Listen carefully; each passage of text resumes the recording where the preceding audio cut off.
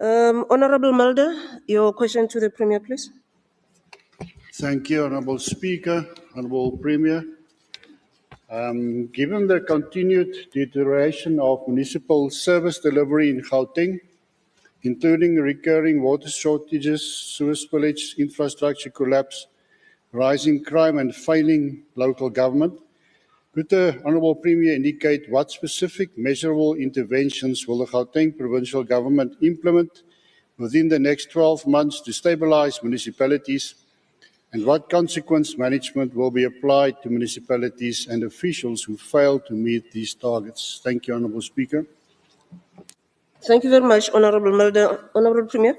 Thanks so much, Madam Speaker and Honourable Mulder, for the question. Truly appreciate that.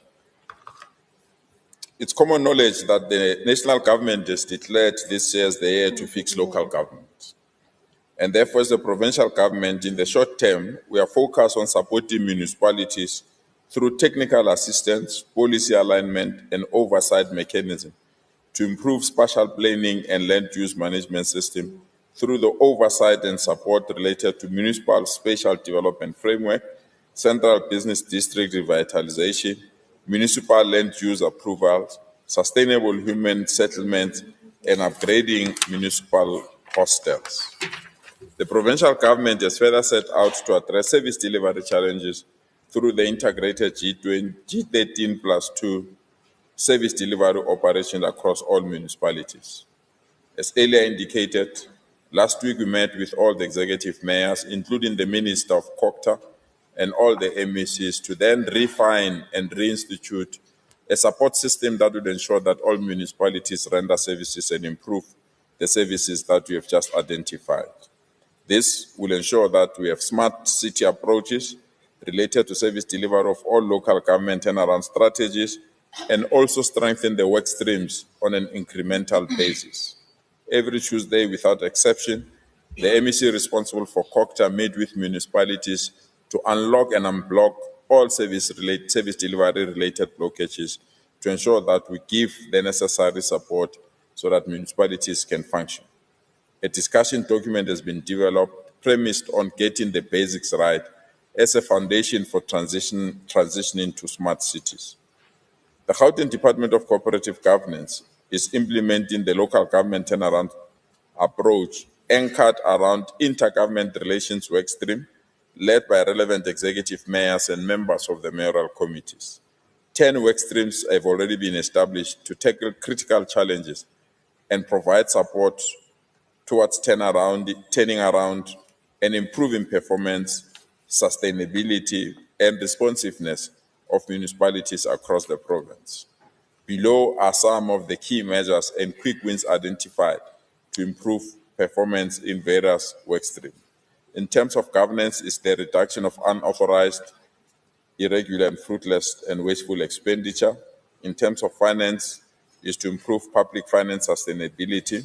In terms of infrastructure and service delivery, is to focus on ensuring that there's no illegal connection to water and electricity losses. In terms of institutional capacities, compliance with Municipal System Act's regulations. In terms of local economic development, is investment promotion, township economic revitalization, and township enterprise development. In terms of spatial restructuring, is the CBD revitalization, G13 service delivery operations, and improvement of spatial planning. In terms of safety and security, is crime prevention through environmental design implementation, safety integrated land use planning, crime prevention planning, and strengthening of CPF. In terms of disaster management and climate resilience, is disaster risk reduction strategies, early warning mechanism, and disaster response plan. In terms of digital transformation, is to ensure that there is security surveillance, and we conclude the phase 4 of this project. And in terms of petitions management and public participation, is to ensure that we encourage our people to provide the necessary information that can assist us to resolve some of these service delivery challenges. You can see that through these initiatives, the province will continue to work with local government to improve their living condition, of residents and business in our province. even though this is least of a role as the provincial government, but we have made the support to local government our terrain so that we can respond to the call made by our president to fix local government. Thank you so much, Honorable Mulder, for your question. Thank you very much, Honorable Premier. Honorable Mulder, a short remark or supplementary question if you have. Thank you, Honourable Speaker, Honourable Premier, for the comprehensive answer. Honourable Speaker, just please allow me to make the following comment and observation remark. What we find in practice, Honourable Speaker, Honourable Premier, is when systems are failing across multiple fronts, the instinct is to launch broad turnaround strategies. And I wish to focus on measurability of the intervention. One cannot fix a collapsing municipality everywhere at once. You stabilize it, specific control points, prove recovery, and then expand.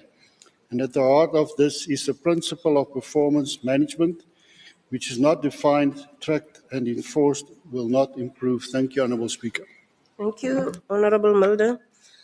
So in terms of Rule 138, subsection 9, I now open for additional supplementary questions or additional remarks by members who wish to do so. Okay, Honorable Premier. Thanks so much, Honourable Speaker. I want to practically respond to some of the issues Honourable Mulder indicate as failing infrastructure. It's common knowledge that indeed our water infrastructure is collapsing, purely because it's aging, and this has caused problems. But immediately after that, when the president appointed the task team to assist us to stabilize the system, we are proud to report back that almost 92% of our water infrastructure has been restored.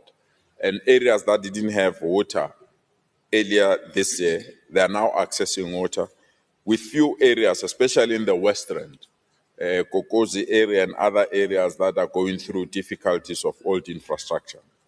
We are also facing an era where rent water is throttling some water delivery in some municipalities due to non-payment. This has nothing to do with infrastructure. It's purely the non-availability of funds to pay rent water. And this can be seen around the Imfuleni municipality and surrounding municipalities. But generally, the challenges that we had with water at the beginning of the year has been attended. And we want to thank the president and the task team that has been assigned to deal with this issue. We have to plan now for the highlands water that is going to be released to come to our province.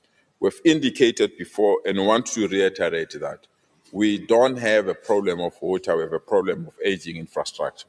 It's there that we've now, as a provincial government, together with municipalities, have agreed to establish an agency that will assist us to fix infrastructure in the province, not only water, but electricity and sewer as well, so that we don't go back to this situation in our province. The second one is to thank national government and our provincial government with the road infrastructure. You can see our main roads are now being fixed at a faster pace. If you drive at night, you'll see the infrastructure improvement that is taking place in our province. This is our commitment to ensure that the road infrastructure is sustained, and most importantly, we improve the road infrastructure to enable economic activities, and also to eliminate the issue of potholes, especially on our main roads. We are working hard with the Minister of Electricity and Energy. We're in Hammanskraal with the Minister. The Minister has indicated that by June this year, load reduction will be history across the country, except in two provinces, which is Gauteng and Western Cape, purely because of illegal connection and the number of informal settlement and the number of areas that are overburdened or where people don't want to migrate to smart cities.